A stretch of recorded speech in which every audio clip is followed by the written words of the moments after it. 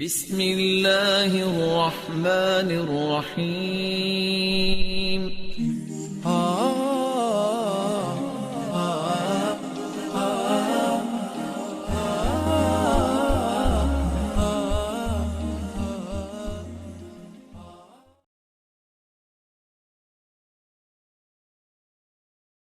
نحمده ونصلي ونسلم على رسوله الکریم، اما بعد۔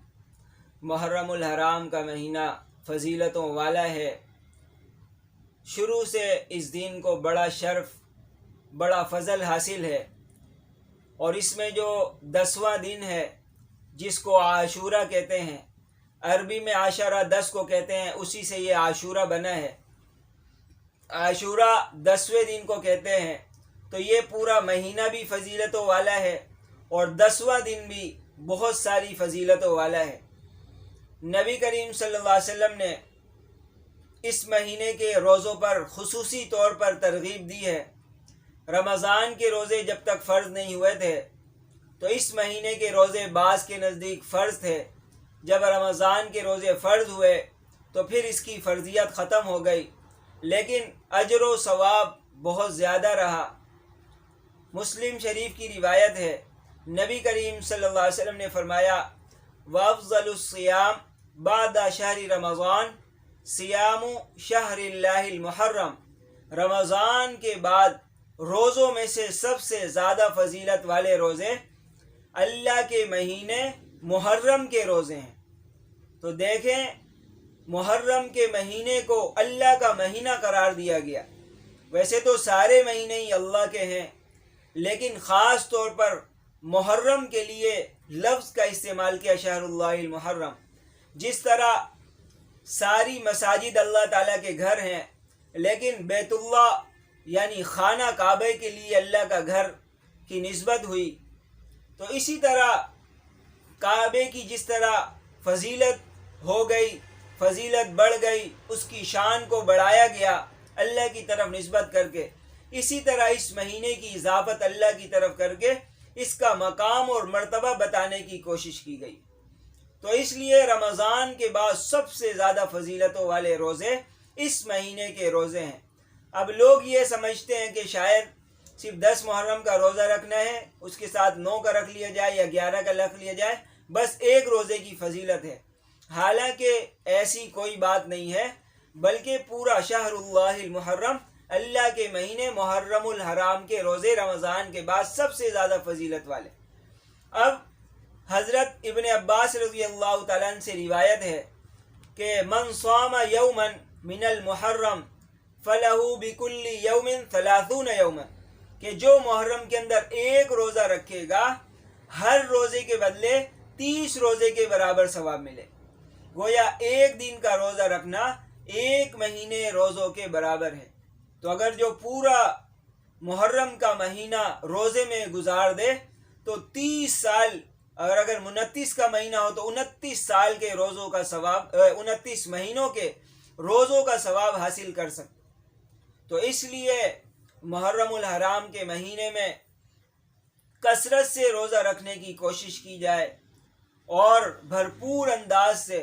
یہاں تک آتا ہے حدیث کے اندر کہ محرم کے مہینے کے روزے بچوں کو بھی رکھوایا جاتے تھے، بچوں کو بھی ترغیب دی جاتی تھی۔ پھر اس میں عاشورہ کا جو دن ہے اس کی بھی بڑی فضیلت ہے۔ نبی کریم صلی اللہ علیہ وسلم نے فرمایا کہ صیام یوم عاشورہ، عاشورے کے دن کا روزہ رکھنا، احتسب علی اللہ ان یکفر السنۃ التی قبلہ، مجھے گمان یہ ہے کہ یہ پچھلے 1 سال کے گناہوں کا کفارہ ہو جائے گا۔ تو رمضان کے محرم کے روزوں کی بڑی فضیلت ہے، اور اس میں عاشورہ کے دن کی فضیلت مزید زیادہ ہے، اس کی شان باقی 28 اور 29 دن سے زیادہ ہے۔ اس لیے عاشورہ کا تو روزہ رکھنا چاہیے، اور سنت کی نیت سے رکھا جائے اور اہتمام سے رکھنے کی کوشش کی جائے۔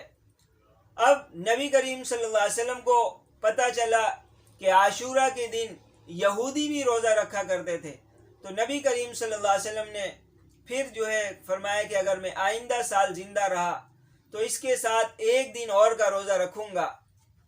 اور نبی کریم صلی اللہ علیہ وسلم نے یہودیوں کی مخالفت کا حکم دیا، لہذا روزہ رکھ کر یہ سنت ادا کرنی ہے عاشورہ کا روزہ، اور اس کے علاوہ ایک اور روزہ ملا کر یہودیوں کی مخالفت کرنی ہے، جو کہ مسند احمد کی روایت ہے۔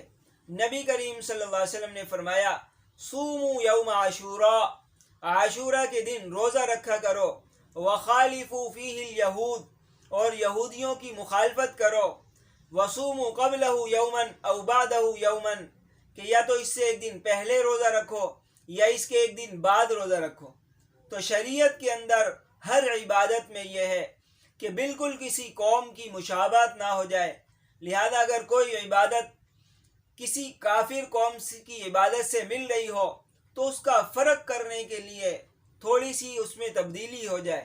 تو یہی نبی کریم صلی اللہ علیہ وسلم نے فرمایا، عاشورہ کا روزہ بھی رکھو، اس سنت کو ادا کرو، اور یہودیوں کی مخالفت کر کے ان کی مشابہت سے بچنے کی کوشش کرو، لہذا ایک دن پہلے یا ایک دن بعد روزہ رکھنے کی کوشش کرو۔ یہ تھی محرم الحرام کے مہینے کی اور اس کے روزوں کی فضیلت۔ اللہ تعالی ہم سب کو محرم الحرام کے مہینے کا احترام کرنے کی توفیق عطا فرمائے، اس لیے کہ اس میں لڑائی جھگڑا کرنا، فتنہ فساد کرنا، قتل و قتال کرنا اور مہینوں کی نسبت اور زیادہ برا ہے۔ تو برائی، لڑائی جھگڑا، فتنہ فساد ویسے ہی بہت برا کام ہے، لیکن جو حرمت والے مہینوں کے اندر یعنی محرم اور ذوالقعدہ، ذوالحجہ اور رجب کے اندر جو اس کام کو کرے گا، اس کی برائی اور زیادہ بڑھ جائے گی، اس کا گناہ اور زیادہ بڑھ جائے گا۔ اس لیے اس بات کا اہتمام ہو کہ اس مہینے میں خاص طور پر اعزاز اور اکرام کیا جائے، اور حضرت حسین رضی اللہ تعالیٰ عنہ کو جو مزید شان مل گئی، ایک تو اللہ تعالیٰ نے ان کو اس مہینے میں شہادت کا رتبہ دیا، اور مزید یہ کہ عاشورہ کے دن شہادت کا رتبہ دیا، تو اس سے حضرت حسین رضی اللہ تعالیٰ عنہ کی شان بھی بڑھ گئی اور اس مہینے کی شان میں بھی مزید اضافہ ہو گیا۔ اللہ تعالیٰ ہم سب کو شریعت کے مطابق چلنے کی توفیق عطا فرمائے۔